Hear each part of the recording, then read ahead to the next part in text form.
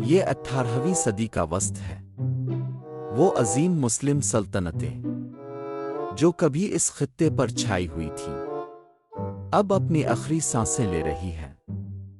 ہندوستان کی مغل سلطنت اپنے ہی سائے میں سکڑ چکی ہے، صفوی ریاست ایران میں پہلے ہی دے چکی ہے، عثمانی سلطنت دور دراز سرحدوں پر خود کو سنبھالنے کی جدوجہد میں مصروف ہے۔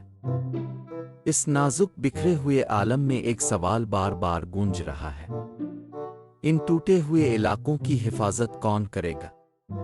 اور گرتی ہوئی ان عظیم سلطنتوں کے بعد طاقت کا خلا کون پر کرے گا؟